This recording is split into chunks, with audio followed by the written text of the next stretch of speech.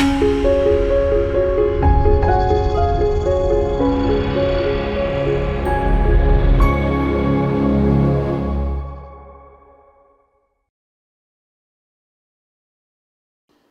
మాతరం. నేను మీ జర్నలిస్ట్ నవత.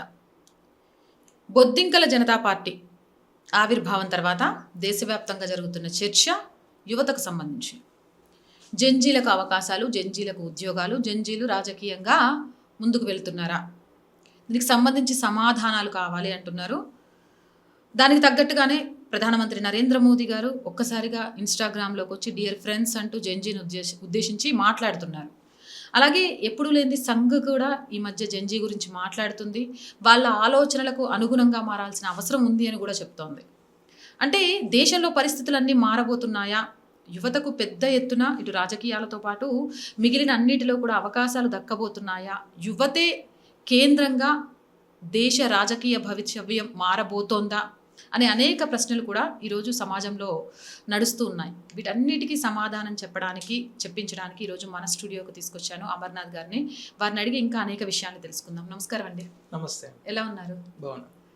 అమర్నాథ్ గారు, అంటే బొద్దింకలు చాలా చెడ్డవి, అవి ఇంట్లోకి రానివ్వద్దు, సమాజంలోకి రానివ్వద్దు.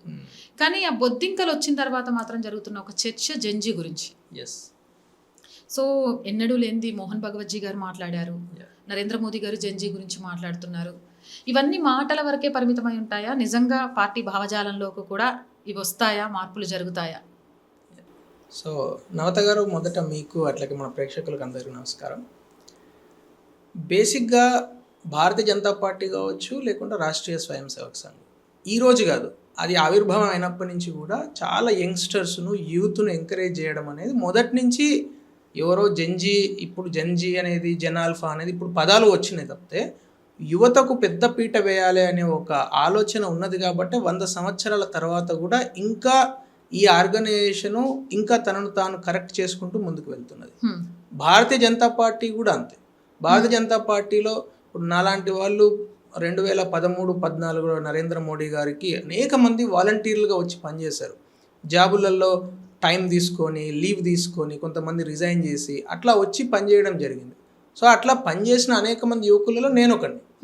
సో కొంతమంది రిటైన్ అయ్యారు పార్టీతోనే, కొంతమంది వెళ్ళి వాళ్ళ వ్యాపారాలు, వాళ్ళ ఎంప్లాయ్మెంట్ వాళ్ళు చూసుకున్నారు. But if you look at organisation, Rashtriya Swayam Sevak Sangh కానీ భారతీయ జనతా పార్టీ మొదటి నుంచి కూడా యంగ్స్టర్స్ను, యూత్ను ఎంకరేజ్ చేయడంలో వాళ్ళు ఎప్పుడు కూడా, ఇప్పుడున్న all India president Nitin Nabin గారు కేవలం 46 సంవత్సరాలు ఆయనకు. అంటే మీరు చూడండి, ఈ పార్టీలో ప్రధానమంత్రి వయసు 70 సంవత్సరాలు, అనేక మంది కేంద్ర మంత్రులు ఉంటారు. వారందరూ కూడా మన జాతీయ అధ్యక్షునికి లోబడి పనిచేయాలి. ఎందుకంటే పాలసీ డిసిజన్ మేకింగ్ అంతా జాతీయ అధ్యక్షుడు చేస్తారు, రైట్? ఇది ప్రెసిడెంట్ బేస్డ్ పార్టీ. మీరు గమనిస్తే మోడీ గారు కూడా అన్నారు హీఈస్ మై బాస్ అని. సో అది చాలా క్లియర్గా ఎస్టాబ్లిష్ అయింది కదా. అంటే మీకు ప్రధానమంత్రి ఎవరైనా, పార్లమెంట్లో ఎవరున్నా, అల్టిమేట్గా ఆల్ ఇండియా ప్రెసిడెంట్ యూత్ను రిప్రజెంట్ చేసే వ్యక్తిని పెట్టడం అనేది భారతీయ జనతా పార్టీ రానున్న 30 సంవత్సరాల గురించి ఆలోచిస్తున్నది అనేది చాలా క్లియర్గా కనబడుతుంది. అంటే మీరు చెప్పిన మాటలకి ఒకటి నేను క్వశ్చన్ అడుగుతాను, ఇది జనాల నుంచి వచ్చే క్వశ్చన్. ఏంటి అని అంటే, నిజంగా మీ పార్టీలో యూత్ లీడర్స్ ఉన్నారా? ఉంటే ఈరోజు జంజీ కానీ ఇంకొకటి కానీ ఇంత పెద్దగా మాట్లాడుతూ రెచ్చగొట్టే ప్రయత్నం చేస్తున్నప్పుడు పెద్దవాళ్ళే మాట్లాడుతున్నారు. ఒక్క జంజీ లీడర్ కూడా ముందుకు వచ్చి మాట్లాడినట్టుగా అనిపించలేదు, లేకపోతే వ్యతిరేకిస్తూ స్టాండ్ తీసుకున్నట్టుగా అనిపించలేదు. మరి నిజంగా ఉంటే యూత్ లీడర్స్ మాట్లాడలేకపోతున్నారా, లేకపోతే మాట్లాడొద్దని వాళ్ళ నోర్లు ఎవరైనా మూయిస్తున్నారా? అంటే నవత గారు, అది కరెక్ట్ కాదు. ఎందుకంటే భారతీయ జనతా పార్టీలో ఇప్పుడు నేనే ఉన్నాను అనుకోండి. సో నేను ప్రతి విషయం, ఫీజు రీయింబర్స్మెంట్ దగ్గర నుంచి, నిరుద్యోగం దగ్గర నుంచి ప్రతి విషయాన్ని, ఈ రాష్ట్ర ప్రభుత్వం చేసే ప్రతి తప్పును, సీఎం రేవంత్ రెడ్డి గారు చేసే ప్రతి తప్పును కూడా నా గలంగా అటు సోషల్ మీడియాలో కావచ్చు, ఇటు మీడియా ఛానల్స్లో ఎప్పుడు అవకాశం దొరికితే అప్పుడు చాలా కేటగారికల్గా, మీరు ఆయన కాక్రోచ్ మన క్రిమినల్ వేస్ట్ అని అనగానే క్రిమినల్ వేస్ట్ అని టీషర్ట్లు కొట్టించుకొని కూడా నేను డిబేట్స్కి వెళ్ళడం జరిగింది. సో చాలా కేటగారికల్గా రేవంత్ రెడ్డి చేసే తప్పులను, లేకుంటే ఏదైతే యువత వైపున ఏవైతే అంశాలు వస్తున్నాయో, ఎందుకంటే యువతకు సంబంధించిన అంశాలు చాలా చాలా ఇంపార్టెంట్. అదో దేశ భవిష్యత్తు నిర్మించే అంశాలు. ఎప్పుడైనా యువత నిర్మాణం అయితేనే దేశ భవిష్యత్తు నిర్మాణం అవుతుంది. అంతేగాని వేరే ఎవరు నిర్మాణమైనా కూడా దేశ భవిష్యత్తు నిర్మాణం కాదు. మనం ఏమంటాము, నేటి బాలలే రేపటి పౌరులు, నేటి యువతనే రేపటి భవిష్యత్తు. ఇది అనాది కాలంగా వింటున్న విషయమే కాబట్టి, సో ఈరోజు భారతీయ జనతా పార్టీలో ఉన్న యంగ్ లీడర్స్ ఎవరైతే ఉన్నారో, సో అందరూ కూడా మాకు ఎవరు రిస్ట్రిక్షన్ ఏమీ ఉండదు, ఎవరు మాకు అంటే మీరు ఇది మాట్లాడొద్దు మీకేం పని అని ఎవరు అనరు. చాలా ఫ్రీడమ్ ఉంటుంది, మేము చాలా ఫ్రీగా, కాకపోతే పార్టీ లైన్ ఏంది అర్థం చేసుకొని ఈ విధంగా మనం లైన్ తీసుకోవాలనే అంశాన్ని మాత్రం పదే పదే చర్చలలో భాగంగా ఇంటర్నల్ డిస్కషన్స్లో వస్తే తప్పితే ఇంకా ఈ విధంగానే ఉండాలి లేకుంటే మీకు సరైన ప్రాతినిధ్యం లేదు అని ఎవరు అన్నారు. ప్రాతినిధ్యం ఉంది కాబట్టే కదా ఇప్పుడు మీ ముందు కూర్చొని నేను మాట్లాడుతున్నాను. అంటే మాటల వరకే పరిమితం అవుతున్నారు కానీ పోటీల్లో ఎక్కడ కనిపించట్లేదు కదా, కావాల్సింది అది కదా రేపు సమాజానికి. ఇది చాలా చక్కనైన ప్రశ్న. దీనికి నేను 2-3 ఎగ్జాంపుల్స్ తీసుకొని చెప్తాను. ఒక 1 minute చెప్తా. షూర్. మొన్న బెంగాల్లో ఎలక్షన్స్ జరిగినాయి. బెంగాల్ ఎలక్షన్స్లో మీరు అబ్జర్వ్ చేస్తే 63 మంది ఎమ్మెల్యేలు భారతీయ జనతా పార్టీలో గెలిచిన ఎమ్మెల్యేలు 45 సంవత్సరాలు అండ్ బిలో వయసు వాళ్ళు, 28 ఏళ్ళాళ్ళు, 26 ఏళ్ళాళ్ళు, 30 ఏళ్ళాళ్ళు, 35 ఏళ్ళ వాళ్ళు అనేక మంది అక్కడ ఎమ్మెల్యేలు అయినారు. మరి వాళ్ళందరూ ఎట్లా ఎమ్మెల్యేలు అయినారండి? దాదాపు 82 మందికి టికెట్లు ఇచ్చింది Bharatiya Janata Party, 45 and below. So అప్పుడే కదా వాళ్ళు 63 మంది ఎమ్మెల్యేలు అయినారు. నెక్స్ట్ లాస్ట్ టైం యూపీలో ఈ ఎక్స్పెరిమెంట్ చేస్తే ఒక పర్సెంటేజ్ ఆఫ్ యంగ్స్టర్స్ను ఖచ్చితంగా టికెట్లు ఇవ్వాలని డిసిజన్ తీసుకుంటే వాళ్ళందరూ గెలిచారు. మొన్న బీహార్లో తర్వాత బెంగాల్లో చాలా కేటగారికల్గా అంటే ఒక పద్ధతి ప్రకారము యంగ్స్టర్స్కు టికెట్లు ఇవ్వాలి అనే ఒక ప్లాన్ ప్రకారం ఇచ్చి వారు గెలవడం కూడా జరిగింది. మీరు కావాలంటే బెంగాల్ స్టాటిస్టిక్స్ మీరు చూడొచ్చు. నేను బెంగాల్ ఎందుకు చెప్తున్నానంటే బెంగాల్లో అంత సంఘర్షణ జరిగిన తర్వాత భారతీయ జనతా పార్టీ గెలిచింది. ఆ గెలుపులో చాలా పెద్ద పోర్షను భారతీయ జనతా పార్టీ యువ ప్రాతినిధ్యం చాలా ఎక్కువ ఉంది. సో అదేవిధంగా రేపు తెలంగాణలో కూడా జరగబోతున్నది. తెలంగాణలో కూడా ఈరోజు కేంద్ర పార్టీ కానీ రాష్ట్ర పార్టీ కానీ నెక్స్ట్ 30 years, ఎందుకంటే ఎక్కడైనా భారతీయ జనతా పార్టీ గెలిస్తే ఏదో 5 సంవత్సరాలకు గెలవదండి. మధ్యప్రదేశ్లో గెలిచిన తర్వాత ఈరోజు 28 ఏళ్ళ నుంచి మధ్యప్రదేశ్లో ఉన్నాం. గుజరాత్లో గెలిచిన తర్వాత 30 సంవత్సరాలు దాటిపోయింది. ఎక్కడ గెలిచినా కూడా భారతీయ జనతా పార్టీ ఒకసారి గెలిచిందంటే 30 years ప్లాన్తో గెలుస్తుంది. ఏదో ఈరోజు గెలిచాము అడిమారి గుడ్డు దెబ్బలు అన్నట్టు ఉండదు. సో ఆ 30 years ప్లాన్తోనే ఇవాళ బెంగాల్లో వచ్చిందంటే ఇంకా బెంగాల్లో పోవుడు ఉండదు. 30 years రాసి పెట్టుకోండి. ఒరిస్సాలో వచ్చినామంటే 30 years. సో ఇది రేపు తెలంగాణలో కూడా జరగబోతున్నది. యువతకు చాలా ప్రాధాన్యత ఇవ్వబోతున్నారు. అది మనము ప్యాటర్న్ అర్థం చేసుకుంటే తెలిసిపోతుంది. ఇప్పుడు తెలంగాణలో ఎమ్మెల్సీ ఎలక్షన్ ఒకటి ఉంది, రేపు కార్పొరేషన్ ఎలక్షన్స్ ఉన్నాయి. కరెక్ట్. యంగ్స్టర్స్కి నిజంగా అవకాశం వస్తుంది అంటారు? నేనైతే ఖచ్చితంగా నమ్ముతున్నానండి. ఎందుకంటే రేపు రాబోయే ఇప్పుడు జిహెచ్ఎంసీ ఎలక్షన్స్, దాంతోపాటు వరంగల్ కావచ్చు లేకుంటే ఖమ్మం కావచ్చు, మిగతా అన్ని చోట్ల ఎక్కడైతే కార్పొరేషన్ ఎలక్షన్స్ ఉన్నాయో పెండింగ్, అన్ని చోట్ల కూడా యువతకు ప్రాతినిధ్యం ఇస్తారని నమ్ముతున్నాను నేను. ప్రజలు కూడా నమ్ముతున్నారు. అంటే ప్రజలు కూడా విశ్వాసం చూస్తున్నారు. ఇప్పుడు నేను చిన్న వయసులో ఉన్నప్పుడు, ఫర్ ఎగ్జాంపుల్ నేను 15 years 16 years ఉన్నప్పుడు మా ఫ్యామిలీలో నన్ను ఎవరు నిర్ణయాల కోసం అడిగేటి వాళ్ళు కాదు. మన వయసులో అంటే నేనున్న ఆ ఏజ్ గ్రూప్లో ఆ జనరేషన్లో యువతకు అంత ప్రాధాన్యం ఉండేది. ఈరోజు అట్లా లేదు. ఈరోజు యువత దగ్గర ఉండే ఇన్ఫర్మేషన్ ఎక్కువ ఉన్నది, యువతకు ఉండే ఎక్స్పోజర్ ఎక్కువ ఉన్నది, యువతకు ఉండే తెలివితేటలు అంటే ఐక్యూ బాగా పెరిగిపోయింది because of their academic qualifications కావచ్చు, మిగతా విషయాలు కావచ్చు. ఇప్పుడు నేను ఐఐటీలో చదువుకున్నప్పుడు నా ఏజ్ గ్రూప్లో అప్పుడు చదివిన వాళ్ళకు ఇప్పుడు చదివే వాళ్ళకు మాకంటే దాదాపు 100 రెట్లు తెలివితేటలు వాళ్ళకి ఎక్కువ ఉన్నాయి. రైట్. సో ప్రతి జనరేషన్ టు జనరేషన్ ఏదైతే ఇంప్రూవ్మెంట్ ఉంటుందో ఈ జనరేషన్ టు జనరేషన్ చాలా ఇంప్రూవ్మెంట్ ఉంది. సో ఇప్పుడు మీరన్న ఏదైతే అవకాశం ఇస్తారా అంటే అవకాశం ఎవరో ఇవ్వరు, అవకాశం ఆటోమేటిక్గా క్రియేట్ అయిపోతుంది. ఇప్పుడు సడన్గా మీరు ఇందాక చెప్పారు కదా పార్టీ జెన్జీ అనే జపం చేస్తున్నదని, ఎందుకు ఎప్పుడు చేయలేదు కదా.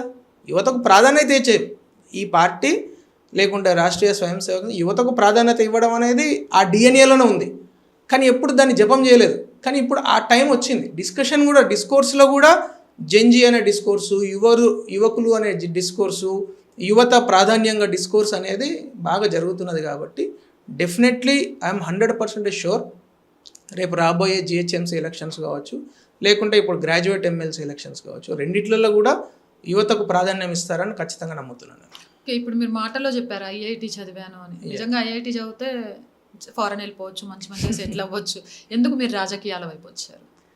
అంటే ఇప్పుడు నవత గారు మనం చాలా డిస్కషన్స్లో ఫ్యామిలీ ఫంక్షన్స్లో అక్కడిక్కడ నిలబడి మాట్లాడతాం. ఏమని మాట్లాడతాం అంటే, అరే చదువుకున్న వాళ్ళు రావాలి పాలిటిక్స్లోకి, యాక్చువల్గా చదువుకున్న వాళ్ళు వస్తే దేశం బాగుపడుతుంది, ఈ చదువు రాని వాళ్ళందరూ పాలిటిక్స్లో వచ్చి మనల్ని శాసిస్తున్నారు అనే డిస్కషన్ మనం టిపికల్ మిడిల్ క్లాస్ డిస్కషన్స్లో వింటూ ఉంటాం. సో మేబీ అది ఇన్స్పిరేషన్ చేసి ఉండొచ్చు చిన్నప్పటి నుంచి. లేకుంటే ఆర్ఎస్ఎస్లో శాఖలో వెళ్ళిన బాల్య స్వయం సేవక్గా అక్కడ విన్న స్ఫూర్తినిచ్చిన అనేక అంశాలు కావచ్చు. సో వాటి వల్ల చదువు అంటే నా చదువుకు పాలిటిక్స్కు సంబంధం లేదు. ఎందుకంటే ఇప్పుడు ఈరోజు గోదావరి నదిలో ఈదిన వ్యక్తి సడన్గా కృష్ణ నదిలో ఈదాలంటే మళ్ళీ ఫస్ట్ నుంచే ఈదాలి. అది ఎంత అది ఇక్కడ నదిలో సగం దాటినాం కదా అని మధ్యలో ఎవరు తీసుకెళ్లరు అక్కడ. సో నేను ఐఐటీలో చదువుకున్నా, లేకుంటే నా పర్సనల్ లైఫ్లో అకాడమిక్గా నేను ఏదైనా సాధించినా కూడా దానికి పాలిటిక్స్కు డైరెక్ట్గా సంబంధం ఉండదు. బట్ చదువు అనేది ఏ రంగంలో వెళ్ళినా ఆ చదువుకున్న చదువు, ఆ సిన్సియారిటీ, నేర్చుకున్న విషయాలు ఖచ్చితంగా ఉపయోగపడతాయి. సిమిలర్లీ ఈ రంగంలో అంటే రాజకీయాలలోకి వచ్చిన తర్వాత కూడా ఆ విషయాలు ఉపయోగపడతాయి. కానీ అదేదో చదివినంత మాత్రాన గొప్పగా ఏం స్పెషాలిటీ అయితే ఏముండదు. మళ్ళీ మొదటి నుంచి నేర్చుకోవాలి రాజకీయం, మళ్ళీ మొదల ఒక కార్యకర్తలాగా పనిచేయాలి. నేను కూడా గత 13 సంవత్సరాలుగా ఒక కార్యకర్తలాగా పనిచేసుకుంటూ, వాలంటీర్గా పనిచేసుకుంటూ, జిల్లా ఇన్ఛార్జిగా పనిచేసుకుంటూ, స్పోక్స్ పర్సన్గా పనిచేసుకుంటూనే వస్తున్నాను. ఓకే, అంటే మీరు బాల స్వయం సేవక్ అని చెప్పారు కాబట్టి, అంటే మీరు బీజేపీలో జాయిన్ అవ్వడానికి ఆర్ఎస్ఎస్ ఆశీర్వాదం కానీ లేకపోతే ఆర్ఎస్ఎస్ నేర్పినవి కానీ ఏదైనా ప్రభావం చూపించాయా? ఆశీర్వాదం అనేది బయట వాళ్ళకు ఉంటుంది, ఇంట్లో మన అంటే ఇంట్లో పిల్లలకు ఆశీర్వాదం ఏముంటుంది, ప్రతిరోజు దానిలోంచే వచ్చాం కాబట్టి. అంటే 2013 సమయంలో మోడీ గారి ఎలక్షన్ జరిగినప్పుడు 2014లో చాలా ప్రతిష్టాత్మకమైన ఎలక్షన్, ఈ దేశ గమనాన్ని దిశానిర్దేశం చేసింది కాబట్టి ఆ ఎలక్షన్లో పెద్దలు చెప్పినట్టు అప్పుడు ఒక 8 నెలలు లీవ్ తీసుకొని, నేను బిహెచ్ఎల్లో జాబ్ చేస్తుంటే ఆ టైంలో లీవ్ తీసుకొని ఒక 7-8 నెలలు పనిచేయడం జరిగింది. సో అప్పుడు ఏంటంటే సంఘ బీజేపీ కోఆర్డినేషను, సో అట్లాగే వీళ్ళందరూ కూడా పరిచయం. అట్లా ఆ తర్వాత రోజులలో నాకు out of my own interest నేను ఆ జాబ్కు రిజైన్ చేసి ఇంకా పార్టీతో పనిచేయడం ప్రారంభం చేశాను. అంతేగాని సంఘ పెద్దలు స్పెషల్గా నువ్వు ఇట్లా చేయాలి, ఈ విధంగా చేయాలని చెప్పింది లేదు. అందరితో పాటు నేను కూడా వాలంటీర్గా పనిచేయడం స్టార్ట్ చేశాను. కొంచెం ఏంటంటే అప్పుడున్న పర్ఫార్మెన్స్ అనేది ఒకటి ఉంటుంది, ఇండికేటర్. సో పర్ఫార్మెన్స్ బేస్డ్ పైన అవకాశాలు పెరుగుతాయి. అంటే బీజేపీలో చేరాలి అని బీజేపీకి ఎందుకు ఆకర్షితమయ్యారు? ఎందుకంటే 2013-14 బిఫోర్ మొత్తం కాంగ్రెస్ కాంగ్రెస్ బాగా నడుస్తుంది, దాంట్లో అవకాశాలు ఎక్కువగా ఉంటాయి. అవన్నీ ఉన్న టైంలో మీరు బీజేపీలోనే చేరాలి అని ఎందుకు అనుకున్నారు? అంటే ఆ కొద్ది కాలం మీరు బీజేపీతో కలిసి పనిచేయడం వల్ల, లేకపోతే ఫస్ట్ నుంచి మీ ఐడియాలజీ అలా ఉందా? ఇందాక చెప్పాను కదా బాల్య స్వయం సేవక్. సో ఇది ఎక్కడ ఎప్పుడు కట్ చేసినా కాషాయ రక్తమే వస్తుంది అందరికీ. మొదటి నుంచి ఉన్న ఇంకా వేరే పార్టీని ఊహించుకోలేం, నెంబర్ 1. నెంబర్ 2, పార్టీలో పనిచేసే ఆలోచన రావడానికి కారణం ఏంటంటే అప్పుడున్న లీడర్షిప్. అంటే వీరామారావు గారితో వారితో కొన్ని కాన్వర్జేషన్స్, శేషగిరిరావు గారితో కాన్వర్జేషన్స్, కిషన్ రెడ్డి గారు, అప్పుడున్న ప్రాంతంలో పనిచేసే అధికారులు అంటే ఆర్ఎస్ఎస్ అధికారులు, వాళ్ళతో మాట్లాడిన సందర్భాలు. సో అవన్నీ చాలా ఆకర్షించినాయి నన్ను. ఇంత బాగా పని జరుగుతుంది, మనం ఇంత సొసైటీ గురించి, దేశం గురించి, ధర్మం గురించి ఇంత బాగా ఆలోచిస్తారు. సో ఇది ఒక మంచి ప్లాట్ఫామ్. ఇక్కడ పనిచేయడం వల్ల నిజంగా అంటే ఎక్కడో కొంత ఉడతా భక్తిగా నేను కూడా కొంత సహాయం చేయగలుగుతాను, నేను కూడా నేషన్ బిల్డింగ్లో ఎంతో కొంత పార్ట్ పోషించగలుగుతాను అనే ఒక ఆలోచనతోని అంటే నాకు ఆ కాన్ఫిడెన్స్ వచ్చింది. న్యాచురల్లీ గత 12 సంవత్సరాలు చూస్తే నేను అనుకున్న దానికి ఇంకా 100 రెట్లు ఎక్కువ డెలివరీ కూడా జరిగింది. సో నేననే కాదు, నాలాగా ఆలోచించిన ప్రతి యువ కార్యకర్తకు ఆ కాలంలో ప్రతి వ్యక్తి కూడా 100% ఏ పూట ఏ క్షణం కూడా వీ హ్యావ్ నెవర్ రిగ్రెటెడ్.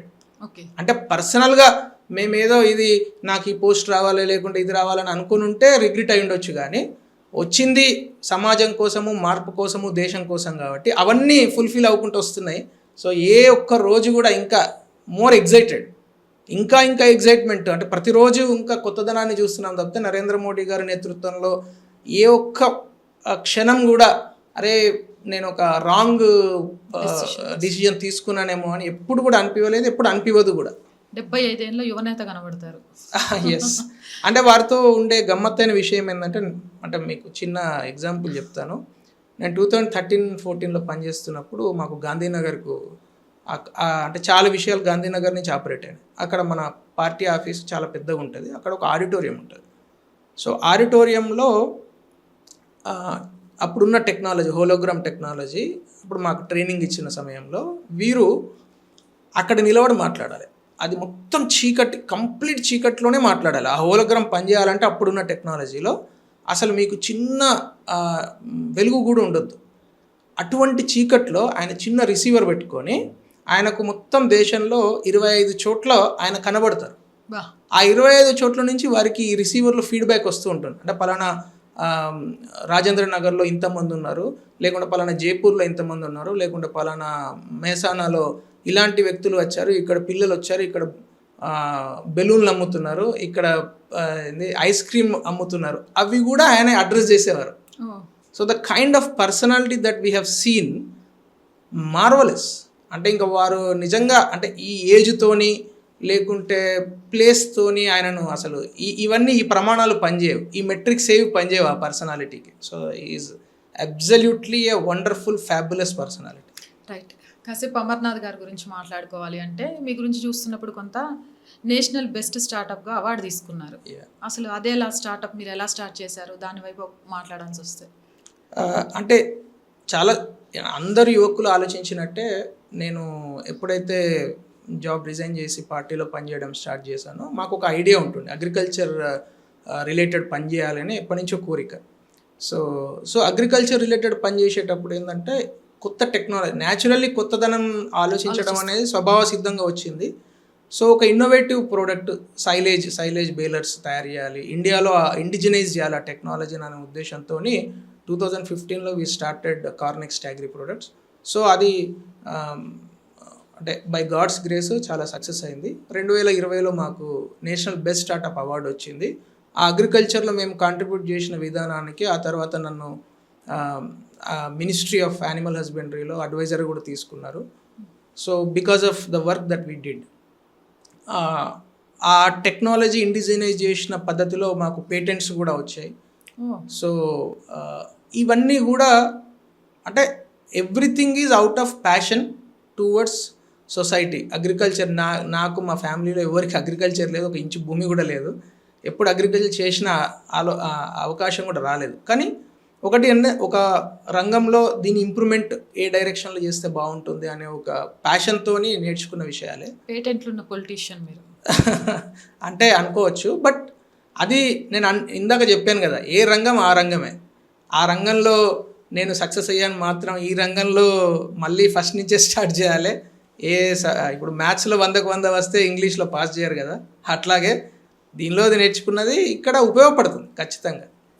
ఇంకొకటి, మీరు ఐఐటి చదివారు, పేటెంట్స్ వస్తే దాన్ని వదిలేసి ఇటు రాజకీయాల్లోకి వచ్చారు. రాజకీయాల్లోకి వచ్చిన వాళ్ళు నార్మల్గా ఎలా ఉంటారు అని అంటే, రాజకీయంగా మనం ఇంకెంత స్థాయికి ఎదగలము, మనం ఇలా ఉన్నాం, దీని నుంచి ఇంకా ఏం పోటీ చేయగలం, ఏ పదవులు అన్నట్టు ఉంటాం. కానీ మీరు యంగ్ భారత్ ఇండియా అనేది స్టార్ట్ చేసేసి యంగ్ ఎంటర్ప్రినర్స్కి సపోర్ట్ చేయడం, అంటే ప్యారలర్గా 2 వర్క్స్ ఎలా సాధ్యమవుతుంది, దీని గురించి చెప్తారా?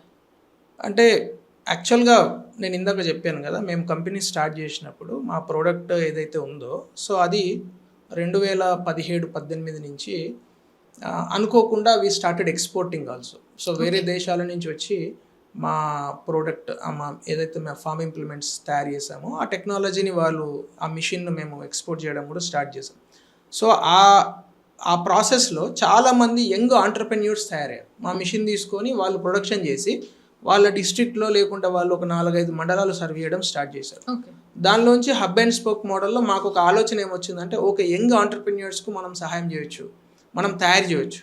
సో ఇప్పుడు నరేంద్ర మోడీ గారు 2016-17 సంవత్సరం నుంచి PMEGP ప్రోగ్రాము, ఆ తర్వాత ఇప్పుడు KVC khadi village industries, so ఇలాంటి అనేక పథకాల ద్వారా యంగ్స్టర్స్ స్టార్టప్స్లోకి రావాలి. స్టార్టప్స్ అంటే ఓన్లీ జాబ్ సీకర్సే కావచ్చు, జాబ్ క్రియేటర్స్ కూడా కావాలి యంగ్స్టర్స్ అనే ఒక పవిత్రమైన సంకల్పంతోనే వచ్చింది.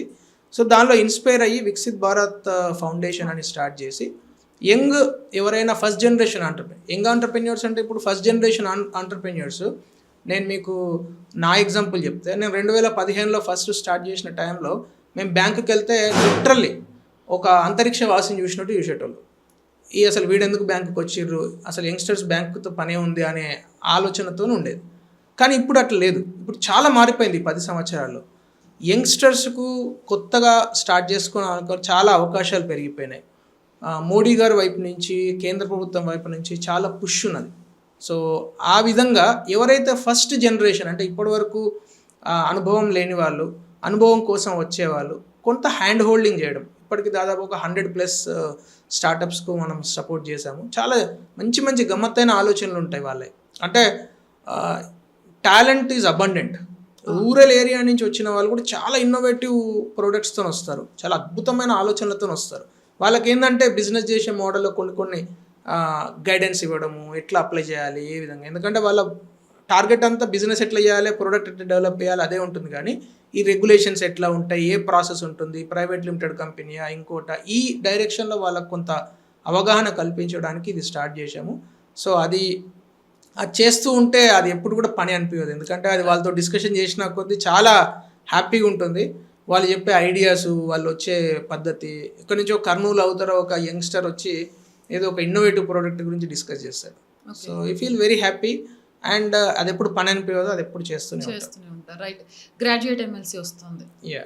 సో మీరు చెప్పినవి చూసిన తర్వాత, మీ క్వాలిఫికేషన్స్ చూసిన తర్వాత, అండ్ మీరు కొన్ని డిబేట్స్లో మాట్లాడింది చూసిన తర్వాత, పార్టీ కోసం ఒక నిరంతరం నేర్చుకునే విద్యార్థిలాగా మీరు వేస్తున్న అడుగులు చూసిన తర్వాత, అమర్నాథ్కి ఎందుకు ఇవ్వకూడదు ఎమ్మెల్సీ టికెట్ అనే ఆలోచన కంపల్సరీ వస్తుంది. ఆ ప్రశ్నకి ఏం సమాధానం చెప్తారు? ఆ ప్రశ్నకు నేను సమాధానం చెప్పలేను, బట్ నా వైపు నుంచి నేనైతే కృషి చేస్తున్నాను. సో గివెన్ అన్ ఆపర్చునిటీ, అంటే నాకు అవకాశం వస్తే మాత్రం ఖచ్చితంగా చాలా సీరియస్గా ప్రాణం పెట్టి పనిచేస్తాను.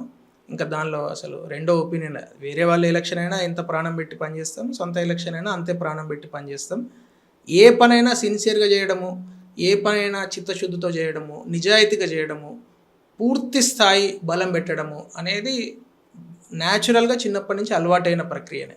అది చిన్న పన పెద్ద పన కూడా తేడా ఏం లేదు. మన ఎలక్షన్ వేరే వాళ్ళ ఎలక్షన్ కూడా తేడా ఉండదు.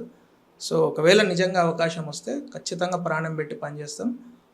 భారతీయ జనతా పార్టీకి ఇప్పుడున్న గ్రాడ్యుయేట్ ఎమ్మెల్సీ 2 చోట్ల, ఏదైతే వరంగల్, నల్గొండ, ఖమ్మం అండ్ హైదరాబాద్, మహబూబ్ నగర్, రంగారెడ్డి, ఈ 2 ఎమ్మెల్సీలు కూడా భారతీయ జనతా పార్టీ గెలుస్తున్నది.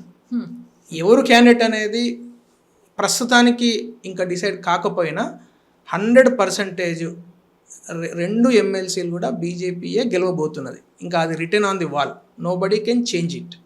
ఎందుకంటే పీపుల్ హ్యావ్ డిసైడెడ్. ఈరోజు భారతీయ జనతా పార్టీ ఏ ఎలక్షన్కి వెళ్ళినా, ఎందుకంటే నేను చూస్తున్నాను తెలంగాణలో ఉన్నాయి ఆ పరిస్థితి 100% ఉన్నాయి. ఎందుకంటే ప్రజలు ఈరోజు ఒక కామన్, ఒక యావరేజ్ మహిళ, అంటే యావరేజ్ మహిళ అనేది నేను ఎందుకు మహిళ అని అంటున్నానంటే, కామన్గా తన పని తాను చేసుకుంటూ రాజకీయాలకు ఏమాత్రం సంబంధం లేకుండా పట్టించుకొని ఒక మహిళ కూడా ఈరోజు అరే బీజేపీ వస్తే బాగుంటుండే. ఎందుకంటే వేరే ఇప్పుడు సోషల్ మీడియా వచ్చిన తర్వాత ఏంటంటే వీడియోలు చూస్తారు, అద్భుతమైన బ్రిడ్జీలు, అద్భుతమైన కట్టడాలు, నిర్మాణాలు, అరే ఈ దేశం, ఈ రాష్ట్రం బాగా డెవలప్ అవుతున్నది. ఇప్పుడు కిషన్గంజ్ లాంటి చోట బీహార్లో సైరన్ వస్తే 1000 మంది మహిళలు వెళ్ళి అక్కడ టెక్స్టైల్ ఇండస్ట్రీస్లో పనిచేస్తున్నారు. ఇప్పుడు అది ఎక్కడో సోషల్ మీడియాలోనో ఎక్కడో ఆ విజువల్స్ వస్తాయి కదా, మహిళలు చూస్తారు కదా, అరే మాకు కూడా ఇక్కడ అవకాశం వస్తే బాగుండేదని అనుకుంటారు కదా. సో ఇప్పుడు బీహార్లో మహిళకు తెలంగాణలో మహిళకు తేడా ఏందండి? అక్కడ బీజేపీ ఉంది, ఇక్కడ బీజేపీ లేదు, అంతే తేడా, ఇంకేం లేదు. అంతేగాని కష్టపడే మహిళకు కష్టం సేమ్, మహిళ యొక్క వారి కెపాసిటీ సేమ్. అవకాశం లేదు. అక్కడ అవకాశం వచ్చింది, 1000 మంది మహిళలు ఈరోజు సైరన్ కొట్టంగానే వెళ్ళి పని చేసుకుంటున్నారు. ఇక్కడ ఎందుకు రాదు అని వాళ్ళే అడుగుతున్నారు. రైట్. ఇవన్నీ మాట్లాడుకోవడానికి బాగున్నాయి, కానీ ఒక విషయం ఏంటి అని అంటే, బీ ఫ్రాంక్గా మాట్లాడుకుందాం ఈ విషయంలో. మొన్న జరిగిన ఎమ్మెల్యే ఎలక్షన్స్ మనం కరెక్ట్, నిజంగా కూడా ఆ ముందు బీజేపీ వచ్చేస్తుంది అనే ఊపు చాలా కనిపించింది. తీరా ఎన్నికల టైంకి వచ్చేసరికి వేరే పార్టీ నుంచి వచ్చిన అభ్యర్థులకు, కొంత సీనియర్లకు, అక్కడ పనిచేస్తున్న యంగ్స్టర్స్కి అవకాశం కల్పించకపోవడం, ఇలా చాలా కారణాల వల్ల అనుకున్న సీట్లను బీజేపీ సాధించలేకపోయింది. ఇది ఈరోజు కార్యకర్త కూడా పడుతున్న బాధ. దాని గురించి నేను స్పెసిఫిక్గా చెప్పవసరం లేదు. ఇప్పుడు ఈ ఎమ్మెల్సీ ఎలక్షన్స్లోనైనా, రేపు కార్పొరేటివ్ ఎలక్షన్స్లోనైనా మళ్ళీ పాత లాగే పాత సీసాలో కొత్త సారాలాగా జరుగుతుందా, లేకపోతే నిజంగా యంగ్స్టర్స్కి అలాగే పార్టీ కోసం పనిచేస్తున్న యువకులకు అవకాశం ఇచ్చేయడానికి ఛాన్స్ ఉంటుందా? Yeah. ఇప్పుడు Navata garu, election is a fight, it's a war, right? War results only in winning or losing. So విన్నెబిలిటీని మాత్రమే క్రైటీరియాగా తీసుకొని ఎలక్షన్స్లో సీట్ ఇవ్వడం జరుగుతుంది. సో ఇప్పుడు ఎవరో వ్యక్తి మెహర్బానీకో లేకుంటే పలానా వ్యక్తి మనోడు కాబట్టి టికెట్ ఇవ్వాల్సిన అక్కర్లేదు, టికెట్ ఇవ్వరు కూడా. ఎందుకంటే BJP is very clear, Bharatiya Janata పార్టీలో విన్నెబిలిటీ ఈజ్ ఓన్లీ క్రైటీరియా. గెలుపు గురానికి మాత్రమే ఓటు టికెట్ ఇవ్వడం జరుగుతుంది. సో ఇతను గెలుస్తాడా లేదా, ఇప్పుడు మీరు నన్ను అడిగారనుకోండి, నేను గెలవగలుగుతానా లేనా ఫస్ట్ నాకు కాన్ఫిడెన్స్ ఉండాలి. నేను గెలవగలుగుతానా లేనా అనేది ప్రజలకు విశ్వాసం కల్పించాలి నేను. సో ఇప్పుడు నేను ఎక్కడికి వెళ్ళినా కూడా అద్భుతమైన రెస్పాన్స్ వస్తున్నది. ఏ గేటెడ్ కమ్యూనిటీకి వెళ్ళినా, లేకుంటే ఏ అసోసియేషన్ వాళ్ళతో మాట్లాడినా, ఏ స్మాల్ గ్రూప్తో డిస్కస్ చేసినా, అరే మీ ప్రొఫైల్ బాగుంది, they are getting attracted to the profile. So న్యాచురల్గా నేనేమనుకుంటా, నేను ఖచ్చితంగా గెలుస్తా. సో పార్టీ కూడా గెలుపు గుర్రానికే టికెట్ ఇవ్వాలి. ఓడిపోయే వాళ్ళకి టికెట్ ఇస్తుందని నేను అనుకోవట్లేదు, ఓడిపోయే వాళ్ళకి టికెట్ ఇవ్వాలని కూడా నేను కోరుకోను. ఎందుకంటే ఒక కార్యకర్తగా నా పార్టీ గెలవాలని కోరుకుంటా ఫస్ట్, తర్వాత నేను అవన్నీ తర్వాత వస్తాయి. ఇప్పుడు మా ఐడియాలజీలో మేము ఏం చెప్తాం, నేషన్ ఫస్ట్ అని చెప్తాం, party next, self last. So party next అని చెప్పినప్పుడు ఫస్ట్ పార్టీ గెలవాలని కోరుకుంటాం కదా. ఇప్పుడు నేను ఇందాక ఏమన్నాను, it is return on the wall, right? 2 చోట్ల బీజేపీ గెలవడం అనేది రిటర్న్ ఆన్ ది వాల్ అని ఎట్లా చెప్పాను, because I have confidence BJP ఖచ్చితంగా గెలిచే వ్యక్తికే టికెట్ ఇస్తుంది. సో గెలిచే వ్యక్తికే టికెట్ ఇవ్వాలని నేను కూడా కోరుకుంటున్నాను. సో 100% పలానా వాళ్ళు మన వాళ్ళను, లేకుంటే ఇప్పుడు మీరు ఇందాక అన్నట్టు. కానీ ఒక విషయం కరెక్ట్, ఇప్పుడు ప్రజలు ఎవరిని చూస్తున్నారు, సడన్గా ఇప్పుడు ఒక కొత్త చర్చ స్టార్ట్ అయింది. ఏం చర్చ స్టార్ట్ అయింది, మనం ఎక్కడైతే బిగిన్ చేసామో మన ఇంటర్వ్యూ, జెన్జీ, యువత్, ఈ చర్చ స్టార్ట్ అయింది. మొన్న కూడా అతను అంటే ఆర్ఎస్ఎస్ పరమ పూజనీయ సరసంఘ చాలక్జీ మాట్లాడిన తర్వాత, జెన్జీ మీటింగ్ అయిన తర్వాత కొంతమంది జెన్జీ సీజేపీ వాళ్ళు ఏం టాక్ చేస్తున్నారు, వాళ్ళు మీ దానిలో ఉన్న యంగ్స్టర్స్ ఎందుకు కమ్యూనికేట్ చేయట్లేదు, మీ దానిలో ఉన్న యంగ్స్టర్స్కు ఎందుకంటే వాళ్ళకి తెలియక మాట్లాడుతున్నారు. సో నేను కూడా అంటే ఈ జెన్జీ అనే ఒక ఇది స్టార్ట్ అయింది కాబట్టి I'm also very much confident society is also looking for youngsters, not only one party or BJP party ఒకటే కాదు, అన్ని పార్టీలు in general society at large భారత సమాజం ఈరోజు ప్రత్యేకంగా యువత గురించి, యువకులకున్న ఆస్పిరేషన్స్, ఆకాంక్షల గురించి, నాట్ ఓన్లీ ఏదో జాబ్ కావాలి నేను కంపెనీ పెట్టాలే కాదు, ఈవెన్ పాలిటిక్స్లో కూడా, పాలసీ మేకింగ్లో కూడా ఈ దేశాన్ని ఏ విధంగా ముందుకు తీసుకెళ్ళాలి, రేపు ఇది మాదే భవిష్యత్తు నేను మాట్లాడుతున్నారు కాబట్టి మా భవిష్యత్తును మేమే నిర్మించుకుంటాం అనేది ఈరోజు యంగ్స్టర్స్ మాట్లాడితే వినేందుకు సొసైటీ తయారున్నది.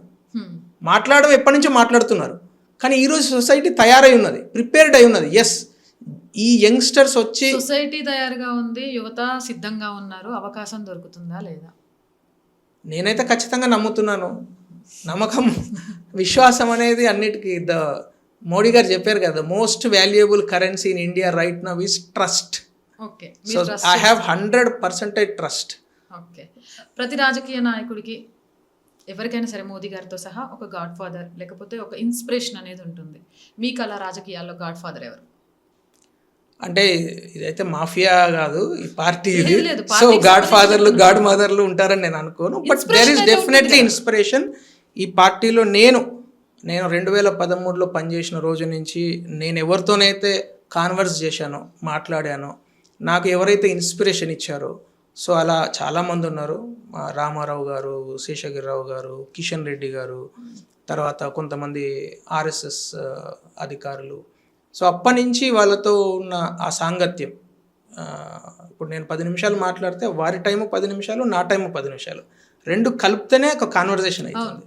సో అనేక వందల గంటల చర్చల అనంతరమే మనం ఒక మనిషిగా తయారవుతాం, సంస్కరింపబడతాం.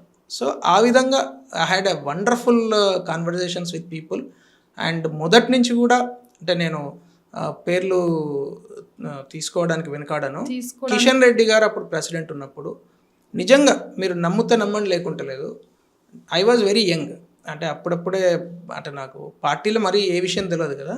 సో నన్ను స్పెషల్గా తీసుకెళ్ళి రామారావు గారితో డిస్కషన్ వారు మాట్లాడుతుండే మిగతా విషయాలు. మాట్లాడిన తర్వాత ఒక 5 నిమిషాలు మాట్లాడండి మీరు కూడా అని నన్ను అక్కడ కూర్చోబెట్టాడు ఆయన. 5 నిమిషాలు వారితో మాట్లాడే అవకాశం నార్మల్గా నాకు రాదు. అవును. బట్ ఆ సందర్భంగా నేను మాట్లాడేటప్పుడు వారు కూడా అంతే ఓపికగా చాలా విషయాలు చర్చించేవారు. నువ్వు ఎలా అనుకుంటున్నావు, ఈ పుస్తకం చదివావా, లేకుంటే పలానా యశ్వంతరావు కేల్కర్ గురించి చదువుకునిరా, ఇట్లా. అంటే దే యూజ్ టు నర్చర్. ఇప్పుడు నర్చరింగ్ అనేది చాలా ఇంపార్టెంట్. ఒక చిన్న మొక్క పెట్టిన తర్వాత నీళ్ళు ఎట్లా పోస్తామో అట్లా ప్రతి కార్యకర్త ఈ man making is a true. అంటే మీరు ఏదో స్పీచ్లలో మాట్లాడేది లేకుంటే ఎవరో పుస్తకాలలో రాసేది కాదండి. నిజంగా నేను చెప్తున్నాను, ఈ ఆర్గనైజేషన్లో ఎవరు చెప్పినా నమ్మినా నమ్మకున్నా man making is a continuous process. Nurturing of a కార్యకర్త ఈజ్ అ కంటిన్యూస్ ప్రాసెస్. ప్రతి కార్యకర్తను నర్చర్ అయ్యే అవకాశము ఈ పార్టీ ఇస్తుంది. అట్లాగే నాకు కూడా ఇచ్చింది. నాకు కూడా అనేక అద్భుతమైన అవకాశాలు, సంఘటన మంత్రితో మాట్లాడే అవకాశము, స్టేట్ ప్రెసిడెంట్, ఎవ్రీథింగ్. మనము ఇప్పుడు సంఘ ప్రార్థనలు కూడా చెప్తాం కదా, సమర్థ భవత్వ శిషాతే భృతం. అంటే పరం వైభవం నేతు మేతత్ స్వరాష్ట్రం సమర్థ భవత్వ అంటే నాకు సమర్థతనివ్వు అని ప్రార్థిస్తాం. ఆ సమర్థతను పెంచుకునే అవకాశం ఏంది? ఒక పెద్దవాళ్ళతో మాట్లాడే అవకాశము, ఆ ట్రైనింగ్ అటెండ్ అయ్యే అవకాశం, లేకుంటే ఢిల్లీ వెళ్ళి ఒక మీటింగ్ అమర్నాథ్ గారికి క్లోజ్ కిషన్ రెడ్డి గారు, గాడ్ ఫాదర్ కిషన్ రెడ్డి గారు. లేదు అంటే ఇప్పుడు వారితో ఎక్కువ సమయం పనిచేసాం. ఎక్కువ సమయం పనిచేసినప్పుడు కొంత న్యాచురల్గా ఆ ఆలోచనలు లేకుంటే వారి యొక్క అలవాట్లు, వారు ప్రజెంట్ చేసే విధానం అవన్నీ కొంత అంటుతుంది న్యాచురల్గా. అంటే ఇప్పుడు చాలా సంవత్సరాలు ఒక వ్యక్తితోనే ట్రావెల్ అవుతూ ఉన్నప్పుడు కొన్ని ఇన్స్పైర్ అవుతాం కదండి. ఇప్పుడు వారు మాట్లాడే పద్ధతిలోనే నేను మాట్లాడడానికి ప్రయత్నం చేస్తుంటా. వారు ఆలోచన విధానం ఏ విధంగా ఉంటుందో అది ఇన్స్పైర్ చేస్తుంది. సో ఆ ఇన్స్పిరేషన్ ఖచ్చితంగా ఉంటుంది. అంతేకాదు, I have very good relationship with Sanjay గారితో పనిచేసిన అనుభవం ఉన్నది, రాజేందర్ గారితో పనిచేసిన అనుభవం ఉంది, అరుణ గారితో పనిచేసిన అనుభవం ఉన్నది. సో వారందరితో కూడా పనిచేసిన అనుభవం ఉన్నది. వారందరూ కూడా they are all inspirational in many walks of life. ప్రతిరోజు ఇన్స్పైర్ అవుతూనే ఉంటాం. అంటే ఇంకా నేను ఇప్పుడు ఓన్లీ లీడర్ల పేర్లే చెప్పాను. చాలా చిన్న చిన్న కార్యకర్తలను, ఒక మండల స్థాయి కార్యకర్త చేసే పనిని కూడా ఇన్స్పిరేషనల్ ఉంటుంది. ఇప్పుడు మొన్న రీసెంట్లీ ఒక 6 months కంటిన్యూస్గా ప్రశిక్షణ చేశాం. అంటే నేను కూడా ఒక మెంబర్గా టీంలో చాలా చోట్ల వెళ్ళి క్లాసెస్ చెప్తున్నట్టు, కొన్ని చోట్ల కార్యకర్తలు ఎంత స్పిరిటెడ్గా ఉంటారంటే, సో ప్రతి చిన్న విషయము, అంటే ఏ ఫోటో ఇటువైపు ఉండాలి, ఏ ఫోటో మధ్యలో ఉండాలి, ఏ ఫోటో ఇటువైపు ఉండాలి అనే దాని మీద కూడా పేపర్ మీద రాసుకొని వ్యవస్థ అంటే క్లియర్గా డాక్యుమెంట్ చేసి పెట్టిన సందర్భాలు చూశాను నేను. సో అది కూడా ఇన్స్పిరేషనలే. అది చూసి నేర్చుకుంటాం, ఓకే ఇది ఇట్లా చేయాలి అనేది.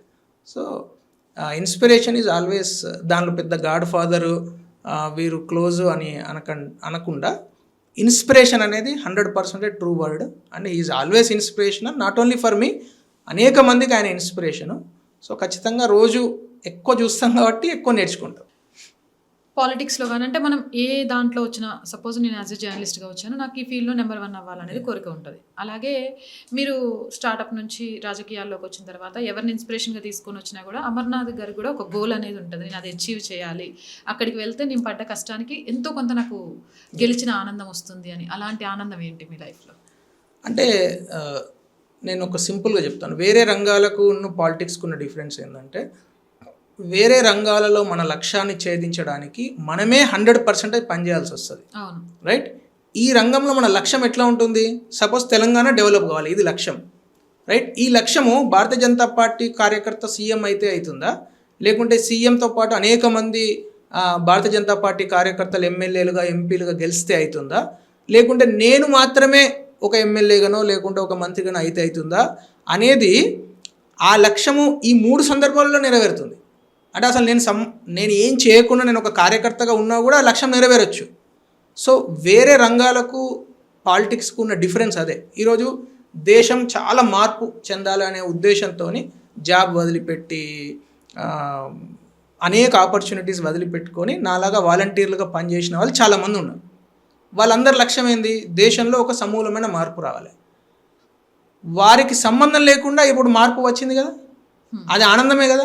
సో మా లక్ష్యం నెరవేరే దిశలోనే ఉంది కానీ కదా. అంటే సెల్ఫ్ గా ఒకటి ఉంటుంది కదా, ఇప్పుడు మీకు లేకపోయినా మీ ఫ్యామిలీ మెంబర్స్ కి ఉండొచ్చు. ఇన్ని సంవత్సరాల నుంచి వీడు అన్ని వదులుకొని భారతీయ జనతా పార్టీలో తిరుగుతున్నాడు, నా కొడుకు ఇలా కావాలి, లేదా నా హస్బెండ్ ఇలా కావాలి, మా అన్నయ్య ఇలా కావాలి, అది వింటూ ఉంటారు కదా. అంటే ఒక్కటి చెప్తాను మేడం, ఇప్పుడు నాకు అంటే ఒక 10 తరాలలో ఎవ్వరు కూడా కనీసం వార్డు మెంబర్ కూడా కంటెస్ట్ చేసిన వాళ్ళు లేరు. సో నా చుట్టాలు చాలా దూరం వరకు కూడా ఎవ్వరు కూడా పాలిటిక్స్లో లేరు. Out of only one single point agenda, అంటే భగవంతుడిచ్చిన తెలివితేటలను, భగవంతుడిచ్చిన సామర్థ్యాన్ని ఎంతో కొంత సొసైటీకి వినియోగం. ఎందుకంటే what ever we learned is through society.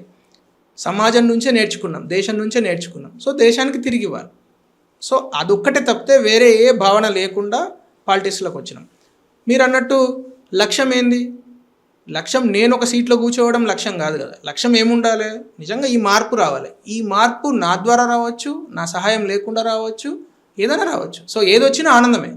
ఇప్పుడు మీరు ఏదో అంటారు కదా, మీరు ఒక సందర్భాన్ని కాంటెంప్లేట్ చేస్తున్నప్పుడు సందర్భమే జరిగిపోయింది అనుకోండి, వీ షుడ్ బి హ్యాపీ. అది నేనే చేయాలని రూల్ లేదు కదా. అంటే మీలాంటి కార్యకర్తలు కోరుకునేది ఏంటంటే, మేము అనుకున్న లక్ష్యం పూర్తయితే చాలు, దానికోసం మాకు పదవులు అవసరం లేదని మీరు అంటున్నారు. కానీ బయట జనాలు ఏమంటున్నారంటే, కష్టపడే కార్యకర్తలకు అవకాశం బీజేపీ ఇవ్వట్లేదు అని అంటున్నారు. జనాలు అర్థం చేసుకోవడం తప్ప, లేకపోతే అది మీరు అనుకున్న ఆలోచన కనిపించకపోవడం తప్ప? అంటే మేడం అది రెండూ జరుగుతాయి. అంటే ఇప్పుడు అవకాశం రాదు అని అనడం కరెక్ట్ కాదు. చాలామందికి అవకాశాలు వస్తున్నాయి. బండి సంజయ్ గారు ఇక్కడి నుంచి వచ్చారండి, కిషన్ రెడ్డి గారు ఇక్కడి నుంచి వచ్చారండి. వారు కూడా సామాన్య కార్యకర్తలాగానే ప్రారంభమైనారు కదా. మరి ఈరోజు వారు అద్భుతమైన నాయకులుగా ఈరోజు అంత పాపులారిటీ ఎట్లా వచ్చింది? వారు కష్టపడితేనే వచ్చింది కదా. ఆయన కరీంనగర్లో కూర్చొని ప్లాన్ చేసుకున్నారా, నేను రాష్ట్ర అధ్యక్షుని కావాలని టార్గెట్తో పనిచేయలేదు కదా. వారు కార్యకర్తగా పనిచేస్తూ చేస్తూ ఉండగానే అవకాశాలు వస్తాయి. కిషన్ రెడ్డి గారు కూడా కేంద్ర మంత్రి అవుతా అని అసలు ఎవరన్నా బీజేపీ గెలుస్తుందని అనుకున్నారా? 1980లో ఈ పార్టీ పుట్టినప్పుడు 2 ఎంపీలు గెలిచిన పార్టీలో ఎవరైనా కార్యకర్త జాయిన్ అయ్యి పనిచేసి జీవితం అంతా టోటల్ త్యాగం చేసి 24 అవర్స్ అదే పార్టీకి ఇచ్చే ఒక కార్యకర్తకు నిజంగా అట్లా అనుకోనే ఉంటారా?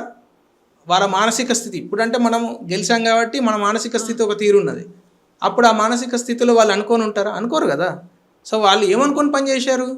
దేశం కోసము, మార్పు కోసము. ఎస్, నేను పని చేయాలి. నేను పని చేస్తూ ఉన్నప్పుడు అవకాశాలు ఆటోమేటిక్గా వస్తాయి. ఎందుకంటే ఇప్పుడు ఈ పార్టీలో మీరు టాప్ లీడర్స్ 5 పేర్లు చెప్తే 5కి 5 ఎవరు కూడా ఏ బ్యాక్గ్రౌండ్ లేని వాళ్ళే ఉంటారు. మీరు కావాలంటే రాసి పెట్టుకోండి. మీరు ఏ భారతీయ జనతా పార్టీ కార్యకర్తను అడగండి, నీ తెలంగాణలో నీకు ఇష్టమైన 5 నేతల పేర్లు చెప్పమనండి. ఆ 5కి 5 కూడా ఏ బ్యాక్గ్రౌండ్ లేకుండా ఒక సామాన్య కార్యకర్తగా ఎదిగిన వాళ్ళే ఉంటారు. సో అందు గురించే అవకాశాలు ఖచ్చితంగా రావాలని కోరుకుంటాం, 100% కోరుకుంటాం. కోరిక లేకుండా పాలిటిక్స్లో ఉండం. కానీ ఆ కోరిక నిర్మాణాత్మకంగా ఉంటుంది. అదే మనకు నేర్పిస్తారు. ట్రైనింగ్, కంటిన్యూస్ ట్రైనింగ్ నడుస్తుంది కదా. సో ఆ కంటిన్యూస్ ట్రైనింగ్లో ఒక చిన్న ఎగ్జాంపుల్ చెప్తాను. మన బిఎల్ సంతోష్ గారు వచ్చినప్పుడు ఇక్కడ ఒక ట్రైనింగ్లో భాగంగా వారు ఇచ్చిన ఎగ్జాంపుల్ ఇది. కోరిక ఎప్పుడు ముక్కు మీద ఉంటుందంట. మన ముక్కు మనకన్నా 1 ఇంచు ముందే ఉంటుంది ఎప్పుడు. సో కోరిక అనేది ఎప్పుడు మనల్ని, అంటే మనకన్నా ముందే ఉంటుంది. అది మనం ఒక స్థాయికి వస్తే మనకన్నా ముందు ఉంటుంది. మనం ఎంత దూరం వెళ్ళినా మనకన్నా ముందే ఉంటుంది. సో కోరిక అనేది అది అట్లా ఉండాలి ఒక పాలిటీషియన్ అని వారు చెప్పిన example. So just quote him, కోరిక అనేది ఖచ్చితంగా ఉంటుంది, ఆకాంక్షలనే ఉంటాయి. But at the same time ఆ ఆకాంక్షలో నిర్మాణాత్మకంగా ఉంటుంది. అదే మనకు ట్రైనింగ్ ఇస్తారు కాబట్టి చాలా స్పష్టంగా ఆ క్లారిటీ 100% ఉంది. రైట్. ఒకవేళ పర్ సపోజ్ రేపు గ్రాడ్యుయేట్ ఎమ్మెల్సీకి సంబంధించి ఈ రంగారెడ్డి ఇటువైపు ఏది ఉందో దానికి అభ్యర్థిగా అమర్నాథ్ గారు ఎంపిక అయితే ప్రేక్షకులకి ఏం చెప్తారు? అంటే గ్రాడ్యుయేట్స్కి ఏం చెప్తారు? మీరు ఏం హామీ ఇస్తారు మీ వైపు నుంచి? అంటే అసలు first of all, even before coming to that aspect, graduate MLC అనేది చాలా మందికి స్పష్టత లేదు. అసలు ఎమ్మెల్సీ ఏం చేస్తారు అనేదే చాలా మందికి స్పష్టత ఉండదు. కామన్ ఏదో వచ్చింది, ఎలక్షన్ వేసాము, మాకు ఇష్టమైన అట్లా ఈ సబ్జెక్టే ఉంటుంది తప్పితే అసలు ఎమ్మెల్సీ ఏం చేయాలనే దాని మీదనే క్లారిటీ లేదు. సో ఇక్కడ ఉన్న విద్యావంతులకు సంబంధించి, చదువుకున్న వాళ్ళకు సంబంధించి, వాళ్ళు మహిళలు, పురుషులు, యువత అందరినీ ప్రాపర్గా రిప్రజెంట్ చేసి చట్టసభలలో ఒక లెవెలింగ్ ఫ్యాక్టర్ను క్రియేట్ చేయడానికే అసలు కౌన్సిల్ అనేది ఏర్పాటు చేయబడ్డది. ఓన్లీ చదువుకున్న వాళ్ళే అక్కడ ఉండాలని ఎందుకు నిర్ధారణ చేశారంటే because to create a levelling factor to counterbalance the forces, mass forces. So counterbalance కోసమే ఎమ్మెల్సీలు ఉంటారు. కాబట్టి ఈ గ్రాడ్యుయేట్ ఎమ్మెల్సీ విద్యావంతులు మాత్రమే ఓట్లు వేసి గెలిపించే ఒక ప్రత్యేకమైన ఎన్నిక. కాబట్టి అందరూ కూడా ఎన్రోల్మెంట్ ప్రక్రియలో భాగస్వాములు కండి, ఎన్రోల్మెంట్ చేసుకోండి. అందరూ కూడా దయచేసి మీరు గ్రాడ్యుయేట్ ఎమ్మెల్సీగా ఫస్ట్ ఆ ఓటర్గా ఎన్రోల్ చేసుకోండి. అది నేను ఫస్ట్ నా అప్పీల్. రెండో అప్పీల్ ఏంటంటే, మీరు ఓటు వేసేటప్పుడు ఇంకా సమయం ఉంది, మార్చ్ అనుకోండి. సో అప్పటి వరకు చాలా విషయాలు, చాలా మార్పులు, చాలా విషయాలు తెలుస్తూ ఉంటాయి వ్యక్తుల గురించి. సో దయచేసి కరెక్ట్ వ్యక్తిని మీరు ఎన్నుకుంటే ఆ కరెక్ట్ వ్యక్తి మన కోసం పనిచేస్తాడు, చదువుకున్న వాళ్ళ కోసం పనిచేస్తాడు, చదువుకున్న వాళ్ళ యొక్క ఆకాంక్షలను, ఆస్పిరేషన్స్ను అడ్రస్ చేసే వ్యక్తిగా పనిచేస్తాడు. మీరు నన్నే అడిగారు అనుకోండి, ఐ హ్యావ్ వెరీ సింగిల్, ఒకే ఒక వాక్యంలో చెప్తాను. ఎమ్మెల్సీ అనే ఒక వ్యవస్థను నిజంగా ఇటు విద్యావంతులకు, చదువుకున్న వాళ్ళకు, ఇటు చట్టసభలకు మధ్యలో ఒక వారధిగా నిర్మాణం చేయడమే, అంటే perfect bridge between the aspirational youth and the policy makers. So I want to be that bridge, and that bridge is accessible, and the bridge is seamless, and that bridge is full of young aspirational young aspirations. So నేను వారధిగా నిర్మాణం, అంటే ఆ వ్యవస్థను వారధిగా నిర్మాణం చేయాలని నా యొక్క విజన్. సో ఆ వారధి అందరికీ యాక్సెసిబుల్ ఉంటుంది, 24 గంటలు యాక్సెసిబుల్ ఉంటుంది, 24 గంటలు కూడా సీమ్లెస్ ఉంటుంది. సో ఇది నేను మీ ద్వారా అందరికీ చెప్పాలనుకుంటున్నాను. థ్యాంక్ యూ సో మచ్ అండి. అడగగానే స్టూడియోకి వచ్చారు, చాలా విషయాల గురించి మాట్లాడారు. మీలాంటి యంగ్స్టర్స్ నిజంగా అంటే మాటలతో పోరాటం చేయడమే కాదు, పదవులు వచ్చి మీరు అన్నట్టుగా ఏదైతే ప్రజలు ఆకాంక్షిస్తున్నారో ఆ ప్రజల ఆకాంక్షలను ప్రభుత్వాల ద్వారా తీసుకెళ్ళి అవి నెరవేర్చే వారధిలాగా నిర్మాణం కావాలని మేమందరం కూడా మనస్ఫూర్తిగా కోరుకుంటున్నాం. Once again thank you so much. Thank you అండి, నమస్కారం. సో చూశారు కదా, భారతీయ జనతా పార్టీ యువతకు ఎప్పుడూ దూరంగా లేదు. ఆ విషయాన్ని నిద్రపోయినా కళ్ళు మూసుకున్న కొందరు కనిపెట్టలేకపోతున్నారు అంతే. ఈరోజు జెంజీ జపం చేయట్లేదు, లేకపోతే ఈరోజు జెంజీ గురించి మాట్లాడట్లేదు. మొదటి నుంచి జెంజీతో మమేకమై ఉంది కాబట్టే నిరంతరంగా గెలుస్తూ వస్తుంది, వాళ్ళని ఆకట్టుకోగలుగుతోంది. ప్రతి రాష్ట్రంలో అత్యధిక సీట్లు జెంజీలకు కేటాయిస్తోంది భారతీయ జనతా పార్టీ. రేపు తెలంగాణలో కూడా అదే జరగబోతోంది, అధికారంలోకి కూడా రాబోతోంది. ఏ యువత అయితే నిస్వార్థంగా దేశ సేవ చేయాలి అనుకుంటారో, అలాగే ప్రజలకు సేవ చేయాలి అనుకుంటారో, నిబద్ధతతో ఉంటారో అలాంటి వాళ్ళకు భారతీయ జనతా పార్టీలో ఎప్పుడు అవకాశం ఉంటుంది. అండ్ మిగతా కార్యకర్తలు భారతీయ జనతా పార్టీ కార్యకర్తలు ఒకటి కాదు, పదవులను ఆశించి భారతీయ జనతా పార్టీ కార్యకర్తలు పనిచేయరు, లక్ష్యం కోసం మాత్రమే పనిచేస్తూ ఉంటారు. కాబట్టి ఆ లక్ష్యానికి అనువైన వాళ్ళు, కొత్త వాళ్ళు వచ్చినా సరే స్వాగతించడానికి, వాళ్ళు పోటీ చేసేటప్పుడు వాళ్ళకు అండగా నిలబడతారు. పదవులు కోరుకొని ఇందులో పని చేయరు. మేము పని చేస్తుందంతా ఒకటే లక్ష్యం, ఈ దేశం విశ్వగురువుగా ముందుకు వెళ్ళాలి. ఆ లక్ష్యం మాత్రమే మా ముందుంది. ఆ లక్ష్యానికి మేము సమిధలుగా పనిచేస్తున్నామే తప్ప ఆశించి కాదు అనే విషయాన్ని చాలా క్లియర్గా అమర్నాథ్ గారు చెప్పారు. అండ్ ఎమ్మెల్సీ ఎలక్షన్స్కి సంబంధించి కూడా ఎంతో కొంత అమర్నాథ్ గారి పేరు వినబడుతుంది. కాబట్టి ఇలాంటి యంగ్స్టర్స్ అయిన వాళ్ళు రావాలి అని, ముఖ్యంగా గ్రాడ్యుయేట్ ఎమ్మెల్సీకి సంబంధించి నేను కూడా చెప్తున్నానండి, ఫస్ట్ ఎన్రోల్ చేసుకోండి. మీ ఓటు హక్కు చాలా విలువైనది, ఆ ఓటును కోల్పోకండి. మీరు ఓటు వేయకపోతే చచ్చిన శవంతో సమానం. ఎన్రోల్ చేసుకోవడమే కాదు, నిజాయితీతో నిబద్ధతతో ఉండే నాయకుడిని ఎన్నుకుంటే మీ జీవితం మారిపోతుంది, ముందు తరాల వాళ్ళ జీవితాలు మారడానికి కూడా కారణమవుతుంది. కాబట్టి ఇప్పటి నుంచి ఎన్రోల్మెంట్ స్టార్ట్ అయినట్టున్నాయి నాకు తెలిసి. సో ఫస్ట్ మీరు ఒక గ్రాడ్యుయేట్ని, నేను ఒక గ్రాడ్యుయేట్ ఎమ్మెల్సీని ఎన్నుకునే హక్కు నాకుంది అని ఎన్రోల్మెంట్ చేసుకోవడం మర్చిపోకండి. జై హింద్, జై భారత్.